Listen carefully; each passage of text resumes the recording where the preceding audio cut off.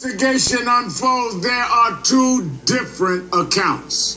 Joining me now is Dorian Johnson, the young man who was with Michael Brown, and his attorney, Freeman Bosley Jr. Thank you both for being here. Good afternoon. Good afternoon. Thank you. Dorian, you say the officer attacked Michael. What do you think when you hear the police say it was the other way around? I knew as soon as I heard it that is not what happened. And I knew that I was standing so close and seeing everything so vivid that I know exactly what happened. I knew that was incorrect at the moment I heard it. How fast did all this happen? It really escalated quickly. It was really less than a minute or so before it escalated to death. Now, where did it start? I mean, how did this start? We were walking down the street. At the time, there was no traffic coming. The street was clear. We were walking down the street in the middle of the street. And before the officer pulls up, the traffic starts to flow. No cars blowing their horn at us like we're in their way, or they're making odd turns like they got to get out of our way or anything like that. So we didn't feel like we was causing a problem to anyone, and we kept walking. So a little bit later, we see the police officer coming, and when he gets to the side of us, right on the side where we right at his driver door, he tells us to get on the sidewalk in a real aggressive manner. I don't want to cuss on camera, but he tells us to get on the sidewalk, get the F on the sidewalk. And at that time, my friend Big Mike didn't speak at all. I responded to the officer.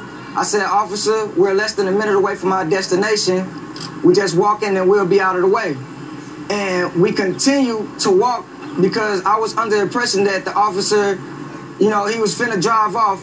But then we hear the car stop, and we hear it reverse, but it reversed very rapidly. Like he stomped on the gas pedal fast, and he reversed in a manner where we had to kind of jump out the way, not really jump, but trying to step back out the way, or he was gonna hit us. And now his car is slanted, and we're back face to face with him at his driver door. And now you said after this, you said Michael's hands. Go ahead. I'm sorry. Go ahead.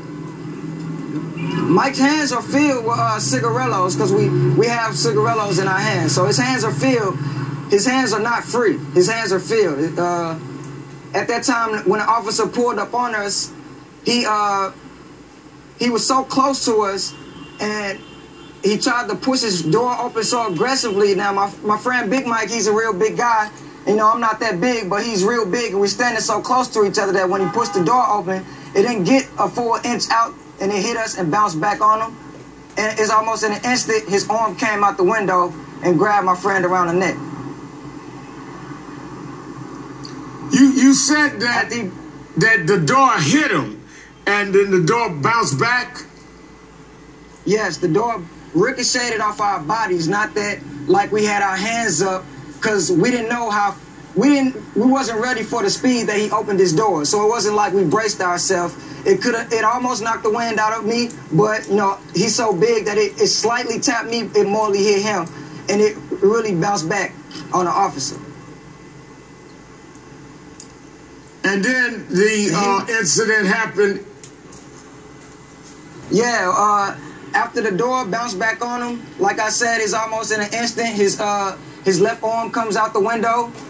He's grabbing. He didn't at no point in time try to get back out the car or open back the door. He just stuck his left arm out the window and grabbed my friend around the throat. And now my friend, he's angry. He has a frowny face, but my friend is not an aggressive person, so he's not trying to go with the officer. He's pulling away from the officer, and the officer is pulling him in the vehicle like he's trying to pull him through the window. And he's so big, he couldn't pull his body down into the window, so it was more like his body was coming into the window while the officer was pulling on him. And while they was pulling, he managed to turn around, get loose the officer's grip from his neck, and now the officer's trying to still maintain his hold and grip on him. So now he's grabbing on his shirt and his arm, still with his one arm, his left arm. He's trying to grab any grip he can on my friend, and he's turning around. Now at this moment, he hands me the cigarillos. Like, he says to me, "Hold these," and I grab them out of his hands, and I'm still standing in the door right while they're doing all of this tugging and pulling, not wrestling as they say. It was more like tug and pull, because he's trying to pull Big Mike, my friend, and my friend's trying to pull away, because we really don't understand the manner the officer is addressing us. And at that time, I heard the officer saying, "I'ma shoot." And when he says, "I'ma shoot," my eyes addressed to him, because I wanted to see what he was going to fire. And I know what a taser looks like, a taser gun looks like, and I know what a regular gun looks like. And when I looked at the officer, I was staring dead in front of the barrel. And almost a second later, the gun went off.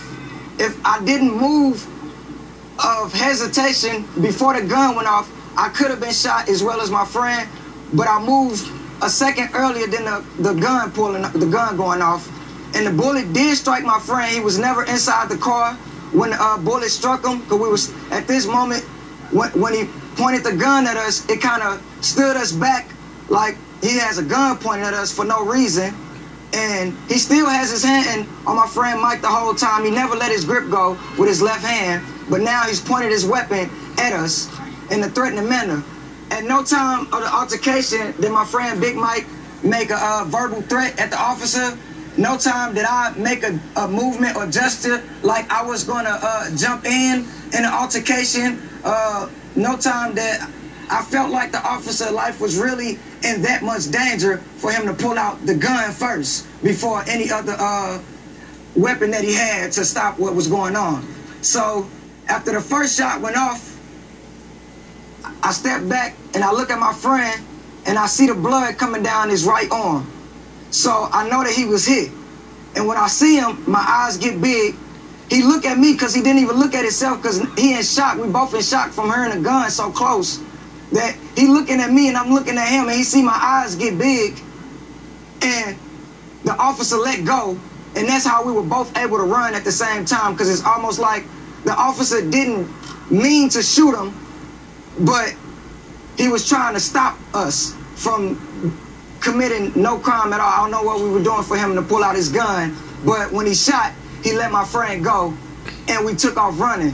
Now, at this time for the first shot takeoff, his vehicle was parked in a way that both lanes are taken up. No cars can get past, north or south.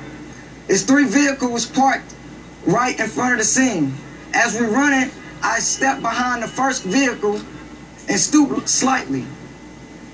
I could tell the officer was in shock, because it took him at least 2 or 3 minutes before he initially got out the car after the first shot. It was almost like he had to make a judgment call or think about what he had just done or just saw. And while I'm stooped down behind the vehicle, my friend Big Mike's run past me. He sees me in plain sight. He looks down at me and say, "Keep running, bro," verbatim in his exact words. And he's still running. I'm still in shock, so my body, I can't move, but my mind is trying to run, but my body can't move.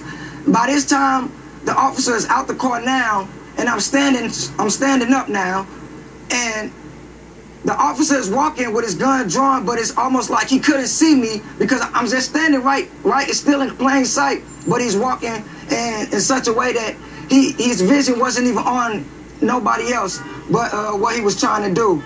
And as he got closer, he fired one more shot. That shot struck my friend in the back. He then stopped what he was going and stopped to turn around with his hands in the air and started to tell the officer that he was unarmed, and he was not. And before he can get his last words out, the officer then fired several more shots, and my friend went down in a fatal position, and that's when I took off running.